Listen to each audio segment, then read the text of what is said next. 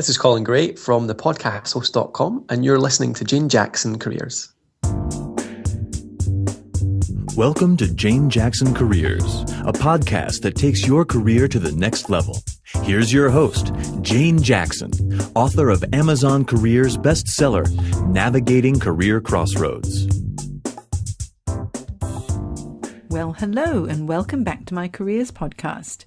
Now, today I'd like to talk about networking because the word networking seems to put so many people off if they're looking for a job or if they're trying to manage their careers.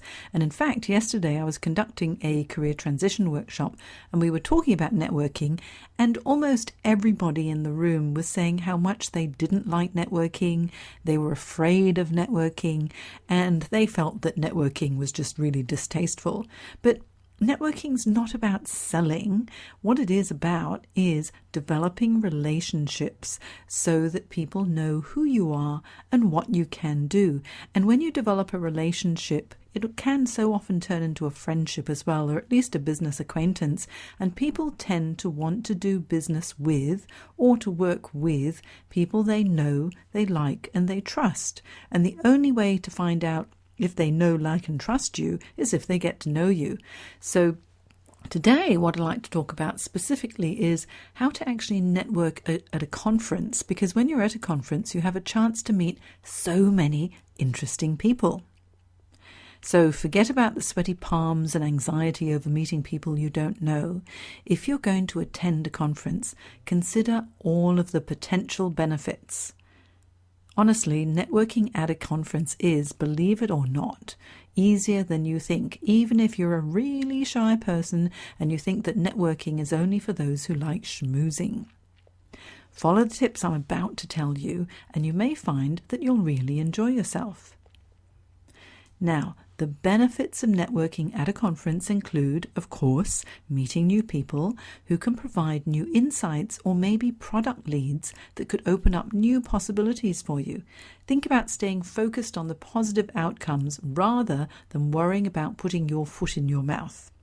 At conferences, you're going to be in close proximity to some big names, leaders in your field, and what a great opportunity to learn from them and give them the opportunity to get to know you too. How lucky are they to get to know you? So let's take one step at a time. This is for all of you reluctant networkers. Step number 1. Start networking before you even arrive at the conference. Find out who will be presenting and when, who will be attending, who will be in your area of interest, and who might be interested in what you have to offer. Have a look at presenters' websites, find out items of interest, and check out their backgrounds on LinkedIn. Step 2. Find out key presenters' emails if you can, and drop them a short note to introduce yourself and let them know you look forward to listening to their talk. This may provide a surprising, easy opening for you at the conference in order to make contact. That's something that most people don't even think about, but why not give it a go? And if you don't know their emails, you can try and connect with them on LinkedIn. Now, step number 3. Most likely, you'll be provided with a name tag at the conference. Wear the name tag. It makes it easier for all of those who meet you to remember your name. So simple, but most people don't even think about it. Step 4, arrive early, sit close to the front, and be attentive so you can raise relevant points after the presentation. Make sure you have your business cards with you and a pre-written personalized note on the back. Make sure your business card clearly states what you do and represent. The presenter is going to receive lots of cards during the conference, and you need to stand out. Now, after the presentation, tell the presenter how much you enjoyed the talk and why. Ask relevant open-ended questions, and if you can, follow up with an email the next day or even a phone call. If you don't ask, you never know how accommodating the presenter might be. I know that sounds really daring, but just think about it. And sometimes if you give yourself a little bit of Dutch courage, you can go up and say, I've really enjoyed your talk, especially then a certain point. Mention what it was that you enjoyed about the talk and ask an intelligent question. Now, step 5. When talking to the presenter after the presentation, get to the point quickly. Have questions prepared so you won't feel tongue-tied if you're feeling a little bit nervous. You may wish to preface your conversation with something like, I have 2 quick questions, if this is a good time. It might be possible to arrange to see the presenter again at another similar event during the conference if they're not free to talk to you right away. Because sometimes you have lots of people queuing up to talk to the presenters. Now, if appropriate, have your promotional material, preferably brief and compelling reading, okay, don't give them the whole tome, on hand to pass on if it is appropriate. Step number 6, a good networker is a good listener. So while you're talking to the presenter, focus 100% on them and not on anyone else. Encourage the presenter to talk. Maintain eye contact and open body language. If you promise to follow up on something you've discussed, make a quick note and ensure that you do follow up as soon as you can. Now, step 7. Enjoy your time, however brief, with your target audience. This can be fun as well as a good opportunity to connect with an industry leader. And at a conference, how wonderful is it to connect with industry leaders? Because all of the presenters are there to impart information. Most people are really quite friendly when they approach them. So remember, they're just people. Step number 8, make sure you know when time is up and excuse yourself so that you don't dominate anyone for too long a period of time.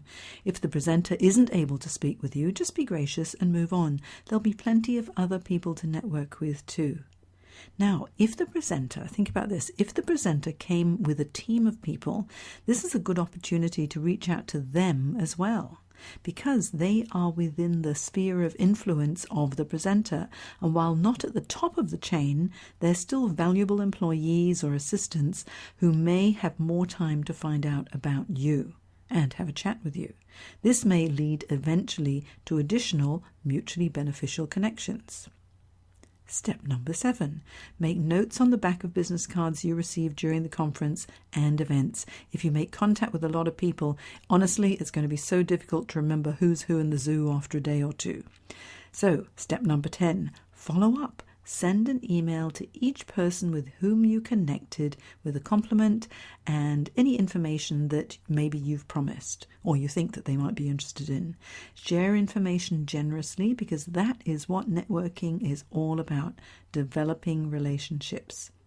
Continue to maintain contact every once in a while with all those with whom you've made a good connection.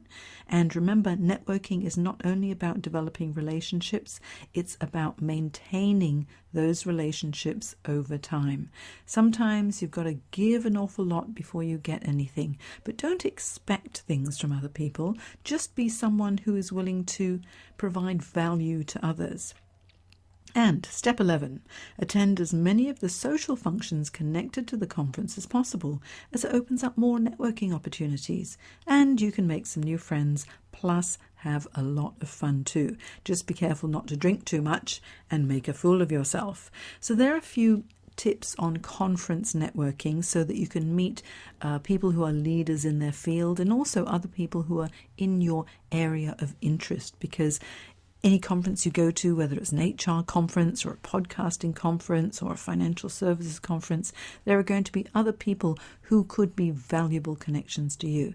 So have a bit of fun with it, relax and enjoy. And you know what? I'd love to hear how you go. So drop me a note at jane@janejacksoncoach.com and let me know how you go. Or you can follow me on Twitter. My Twitter handle is @Jane Career Coach. So hopefully I'll be hearing from you, and until next time, believe in yourself and create magic. Bye. You've been listening to Jane Jackson Careers. Sign up to receive regular career advice at janejacksoncoach.com.